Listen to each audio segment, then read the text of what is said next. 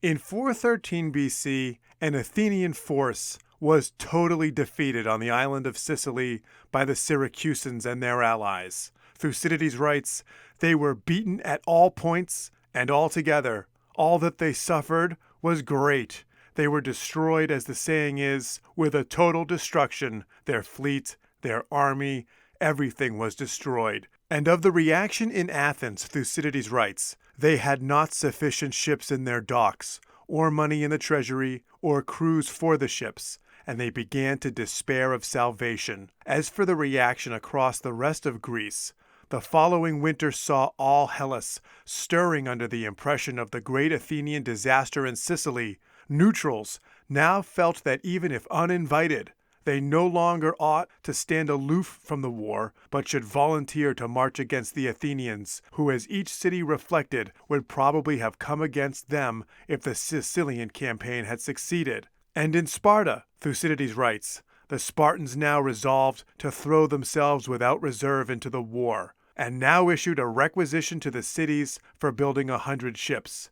So now we should consider how all this came about, and wonder at what ever-present conditions in the nature of government and man are laid out in an examinable form by this historian. For in his own words, this history was intended as a possession for all time, because this, as in the Peloponnesian War, was the greatest movement yet known in history." So how did we get to the point when Athens was losing so much of its empire by 413 BC and was destined to lose it all by 405? A few things stand out when we read our Thucydides. The first and easiest is the imperial arrogance of Athens.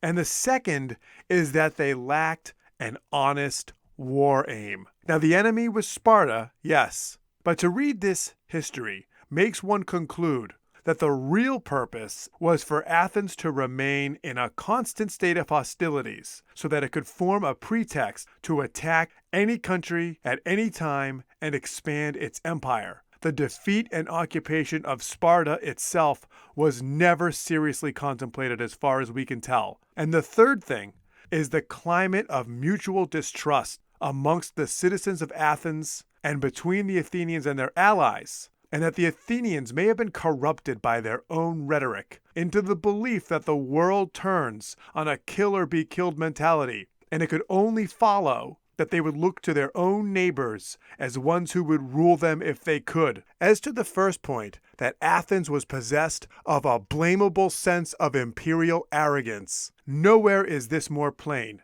than in one particular exchange in the Melian dialogues. In 416 BC, the Athenians had landed on the island of Melos because it had refused to submit to them.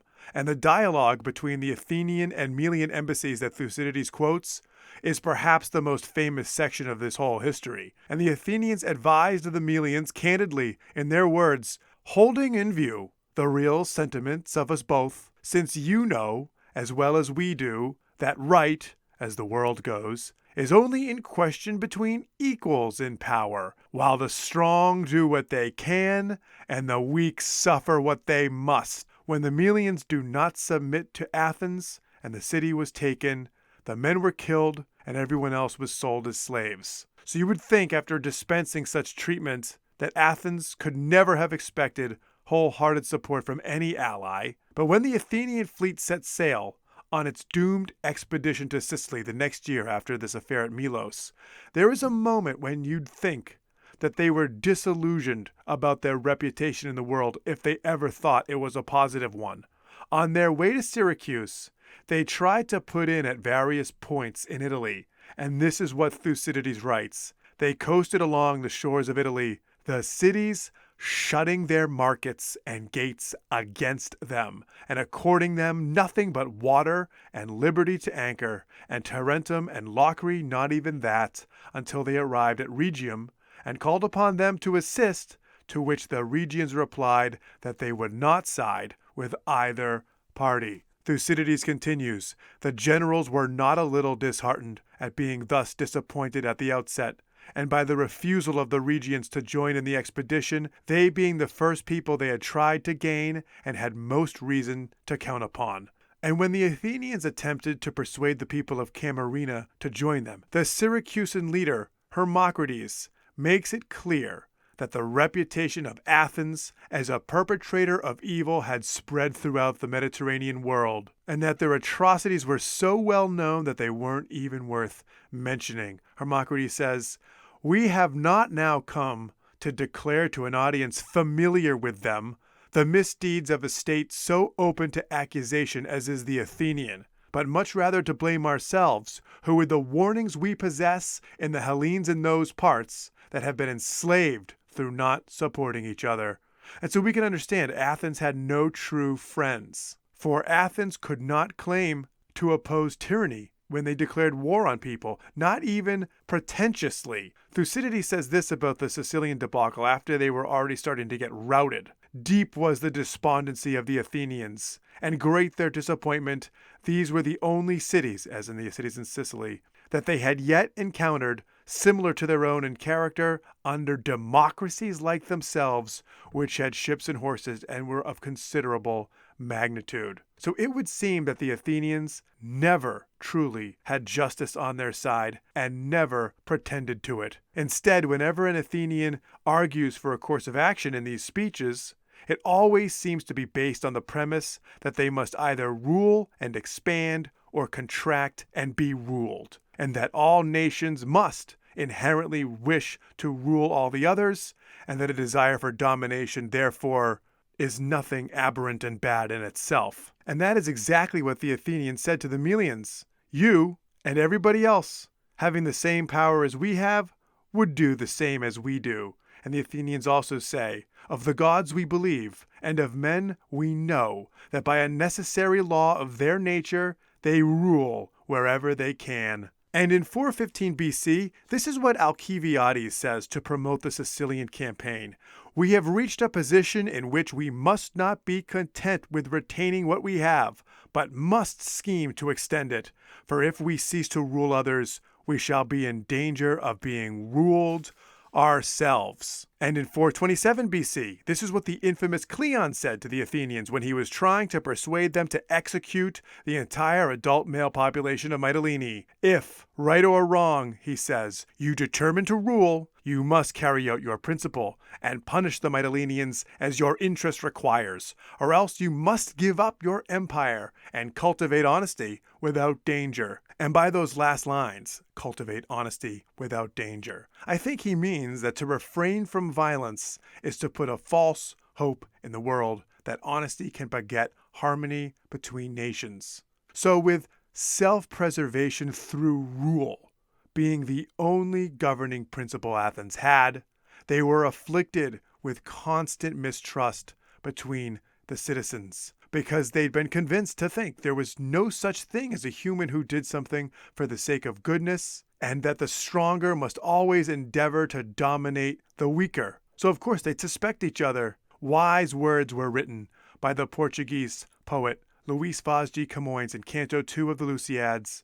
"Where malice rules, it's natural to fear everyone's motives must be similar." And indeed we can see in Cleon's speech, quoted in Book 3, that he argued for the Athenians to live in perpetual distrust of their allies, at least. He says, "Your empire is a despotism, and your subjects disaffected conspirators, whose obedience is ensured by the superiority given you by your strength, and not their loyalty." There was also distrust as to each other, the people who lived inside the city, as to their true beliefs. And we can see this in Plutarch's life of Nicias, that there were informers running around Athens. Plutarch writes of Nicias himself, "So cautious was he of informers, and so reserved, that he never would dine out with any citizen, nor allowed himself to indulge in talk and conversation with his friends." This is the climate in Athens. And this climate would become much worse, because after the disaster in Sicily, the Spartans made an alliance with Persia against Athens, and with cities continuing to revolt from the Athenian Empire, a cabal of oligarchs formed that would briefly overthrow the Athenian democracy. In the city, It began in 411 BC when Thucydides writes, some of the younger men had banded together and secretly assassinated one Androcles, the chief leader of the people. There were also some other obnoxious persons whom they secretly did away with in the same manner. And so the oligarchy, which was to be called the 400, was set up in fact before it was set up in name. Thucydides continues, the assembly and the council still met notwithstanding, although they discussed nothing that was not approved by the conspirators, who both supplied the speakers and reviewed in advance what they were to say. Fear and the sight of the numbers of the conspirators closed the mouths of the rest, or if any ventured to rise in opposition, he was promptly put to death in some convenient way, and there was neither search for the murderers nor justice to be had against them if suspected. But the people remained motionless, being so thoroughly cowed that men thought themselves lucky to escape violence even when they held their tongues. Regarding this sudden silence from the people of Athens, who had been so sure of themselves as to send an expedition to Sicily, and who had been wooed by orators, assuring them of their right to an empire because of their superiority and because of their strength, now reduced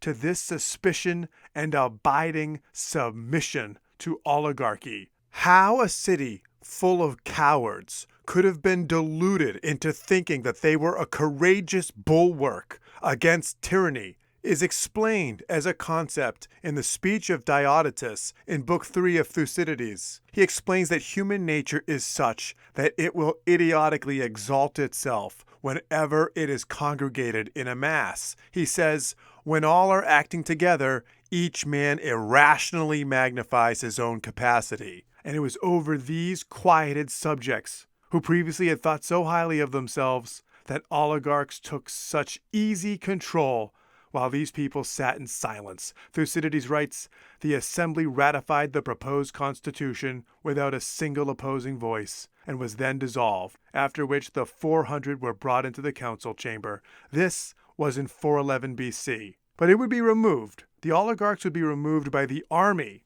The people had lost the city. Their own suspicious tendencies had been used against them by this conspiracy. Thucydides writes, the people, rendered helpless, and by their being uncertain about each other, it was impossible for anyone to speak his mind to a neighbor and to concert measures to defend himself, as he would have to speak either to one whom he did not know, or whom he knew but did not trust. Indeed, all the popular party approached each other with suspicion. So Socrates seems to have been right when he claimed in Plato's Gorgias that the rhetoric which had been started by Pericles had made the Athenians idle, cowardly, talkative, and avaricious.